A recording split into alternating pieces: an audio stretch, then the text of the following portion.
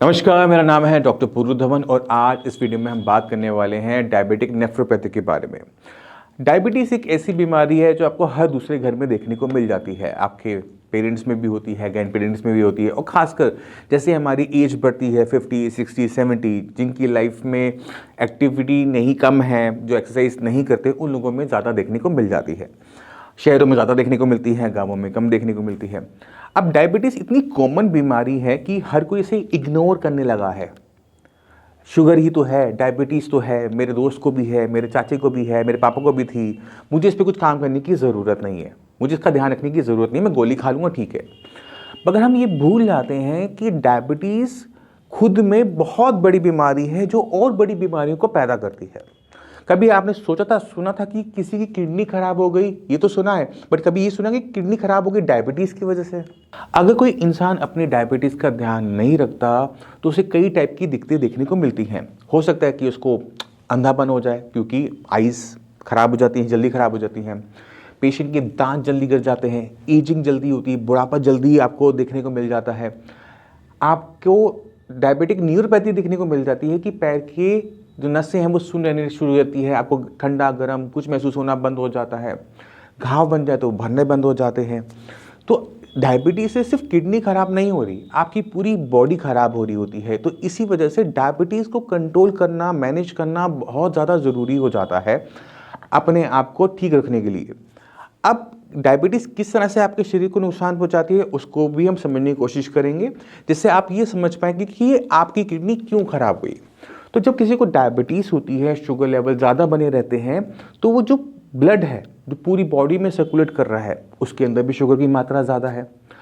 अब जब ये हाई शुगर वाला ब्लड हमारी पूरी बॉडी में सर्कुलेट करता है तो वो हर हिस्से तक जा रहा होता है। अब हमारे शरीर में कुछ ऐसे हिस्से हैं जहाँ पर हमारा ब्लड सर्कुलेशन बहुत फाइन है, बहुत फाइन मतलब बहुत बारीक बारीक आर्टरीज़ हैं, वेन्स हैं जो ब्लड को लाने ले जाने का काम कर रही होती हैं।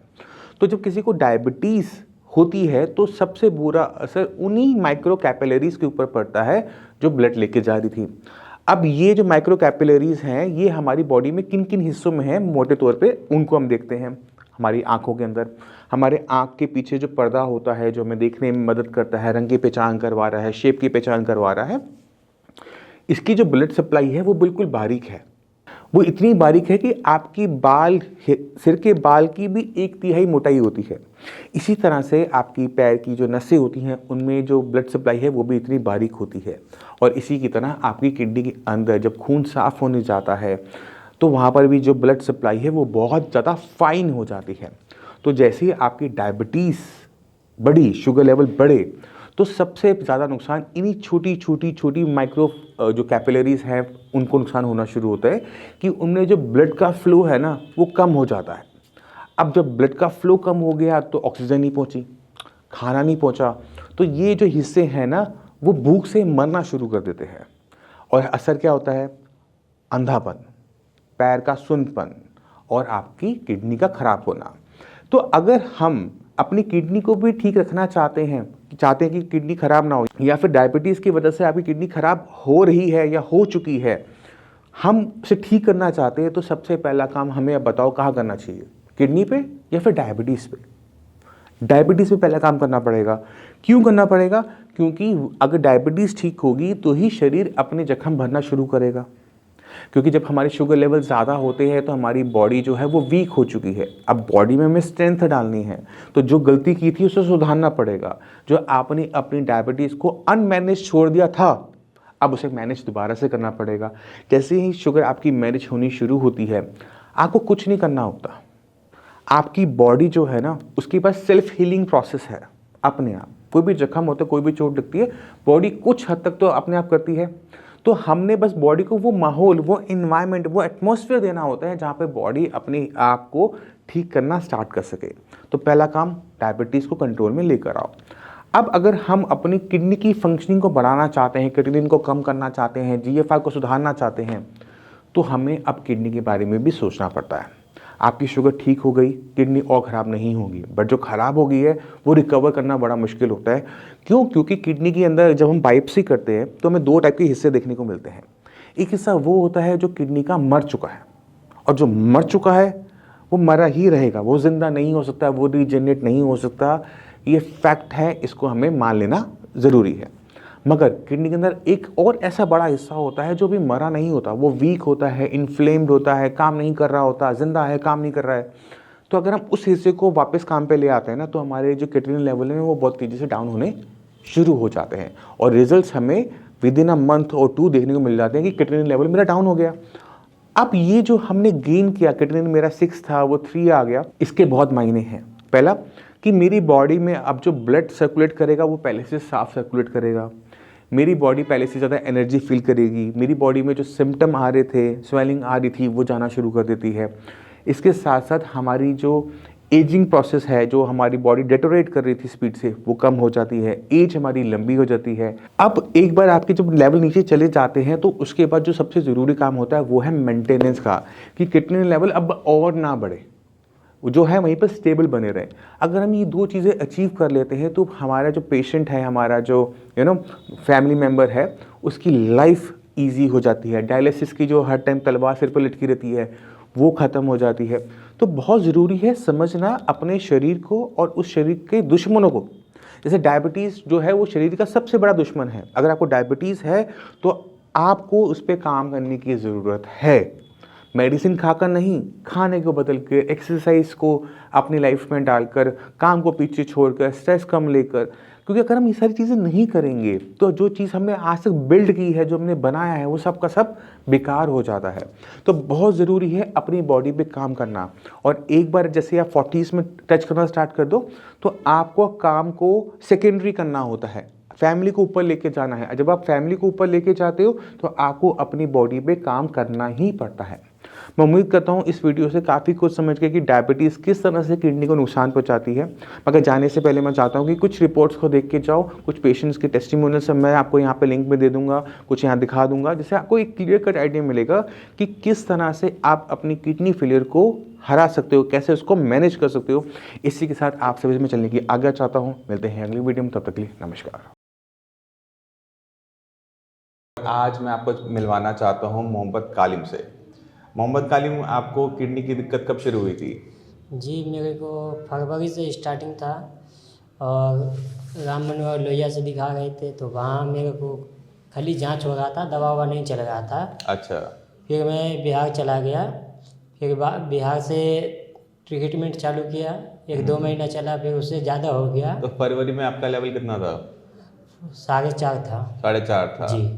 और फिर आपकी जब RML में ट्रीटमेंट लिया तो लेवल आपके बढ़ रहे थे, घट रहे थे?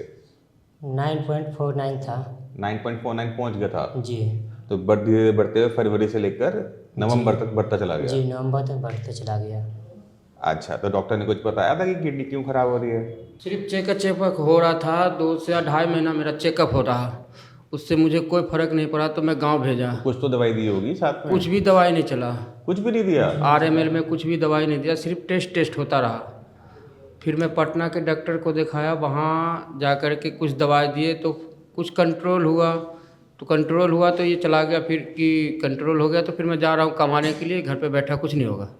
अच्छा। वहाँ जाने के बाद गुजरात गया, गुजरात में जाने के बाद ज़्यादा हो गया। गुजरात में डॉक्टर को दिखाने गए थे? गुजरात में कोई किडनी का स्पेशलिस्ट डॉक्टर मिला ही नहीं। अच्छा। तो फिर वहाँ से मैंने दिल्ली में बुलाया तो आपका इंस्टाग्राम पर मैं देखा वीडियो, फिर आपसे मैंने तो संपर्क आप किया। इनके क्या लगते हैं? भाई है, छोटा भाई, मैं बड़ा भाई हूँ। अच्छा, ये आपका एक्सीडेंट हुआ था बाइक का, ही कब हुआ था? 2018 में। 18 में। तो 2018 की दिक्कत तो है नहीं। तो आप दर्द की गोलियां खा रहे थे? जी, दर्द की गोलियां चला था एक्सीडेंट में। एक्सीडेंट में चला था 2018 में? जी। उसके बाद नहीं चला? उसके बाद ऐसा तो नहीं 2024 में आपने कोई दवाइयां खा रहे थे? नहीं, वो दर्द की दवा नहीं चला। आपका जो फरवरी में पता लगा था आपका लेवल 4 के आसपास था, 4.5 के जी। आसपास। बट आपका ये जो नवंबर तक लेवल बहुत स्पीड से बढ़ा, ठीक है। और आपके अल्ट्रासाउंड में जो आपकी किडनी का साइज है वो नॉर्मल है, वो सिकुड़ी हुई किडनियाँ नहीं है। जी। तो ये आपकी जो किडनी थी वो पहले ख़राब हो रही थी BP से, ठीक है। बट क्योंकि आपको सही ट्रीटमेंट नहीं मिल पाया था इसलिए किडनी चली गई थी AKI में, एक्यूट किडनी इंजरी। मतलब एक बीमारी के ऊपर दूसरी बीमारी आके बैठ गई थी। उसने किडनी को बहुत स्पीड से ख़राब करना स्टार्ट किया जी और इस वजह से आपके लेवल 4 से 9 पहुँचे कुछ ही महीनों में, जबकि यहाँ तक पहुँचने में कई कई साल लगते हैं। जी सर। ठीक है। और जब हमने ट्रीटमेंट शुरू किया तभी आपका लेवल 9 से 3 पहले से भी कम, फरवरी से भी कम पहुंचा है 1 महीने के अंदर। ठीक है। तो इस कंडीशन को क्या कहते हैं, AKI ऑन CKD। अच्छा, जब आपके लेवल 9 था डॉक्टर क्या कह रहा था, क्या करना है? ट्रांसप्लांट करने के लिए बोल रहे थे, या तो डायलिसिस कराने के लिए। ट्रांसप्लांट के लिए, डायलिसिस के लिए जी सीधा बोल दिया था कि जी कोई सर। और इलाज नहीं। जी और अब दिखाया डॉक्टर को दोबारा से रिपोर्ट नहीं, करके? अभी नहीं दिखाए हैं। वो डॉक्टर को दिखाया नहीं, सीधा आपके पास ही आए। आयुर्वेद पर मुझे बहुत ज़्यादा भरोसा है। अच्छा, अभी कोई दिक्कत महसूस कर रहे हो? जी नहीं, अभी तो नहीं है। खाना अच्छे से खा रहे हो? जी खाना अच्छे से खा गए हैं। ठीक है। और वजन आपका बढ़ा है घटा है? बढ़ा है सर। वजन भी बढ़ गया जी। आपका? पहले आपका 45 किलो था, अब पहले 43 था, अभी 45 हो गया, 45। 44, 1 किलो के आसपास बढ़ा है। जी ठीक है। और शरीर में किसी टाइप की दिक्कत महसूस कर रहे हो, सूजन वूजन कहीं आ रही है? जी नहीं, सूजन तो नहीं आ रही है, बस किसी किसी टाइम कमजोरी टाइप का लगने लगता है। चलो, मैं आपको एक अच्छी चीज़ बता देता हूँ, ना भी आपको ट्रांसप्लांट की ज़रूरत है, ना भी आपको डायलिसिस की ज़रूरत है। जी सर। अभी बस आपको जो थोड़ी बहुत जो आपने सेहत खोई है जी ना, परेशान होते हुए, उसको वापस गेन करने की ज़रूरत है। जी सर। ठीक है। तो बाकी जो किडनी के मरीज़ हैं उनको कुछ कहना चाहोगे?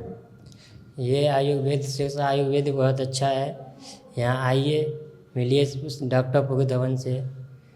आपके पास पुरानी रिपोर्ट है अपनी, पुरानी वाली जी पिछली वाली? सर। दिखाना एक बारी। पैर में सूजन तो है नहीं ना? जी नहीं। जैसे कालिम जी बता रहे थे कि इनकी बहुत सारी जांचें हुई थी RML में, तो इनकी रीनल बायोप्सी भी हुई है। रीनल बायोप्सी के अंदर जैसे मैंने बताया कि किडनी जो थी वो स्क्लेरोस थी। स्क्लेरोस मतलब अंदर से सिकुड़नी शुरू हो गई थी, वो BP की वजह से होती है। बट जब वो उसमें हो रही थी तो उसमें एक बहुत बड़ा हिस्सा ऐसा था, 30 to 35% patchy acute tubular injury, यानी किडनी जो थी बहुत स्पीड से ख़राब हो रही थी। जी ठीक है, बहुत तेज़ी से ख़राब हो रही थी। अब जब आपका ये जो रिवर्सल हुआ है वो इसलिए हुआ है क्योंकि किडनी के अंदर जो एक्यूट पार्ट था, एक्यूट मतलब स्पीड से ख़राब जो हिस्सा हुआ था, जी। वो बहुत तेज़ी से रिकवर हुआ है। ना सिर्फ वो रिकवर हुआ है बल्कि जो आपका क्रॉनिक वाला पार्ट था उसमें भी रिकवरी देखने को मिली है। इसी वजह से पिछले महीने इनकी जो रिपोर्ट थी 3 नवंबर 2024, क्रिएटिनिन लेवल 9.49। ठीक है। अब ये इन्होंने टेस्ट करवाया था, अब का जो टेस्ट है उसमें इनके लेवल बदल के क्रिएटिनिन का लेवल 3.96 हो चुका है। ठीक है। यूरिया भी बहुत रिड्यूस हुआ है।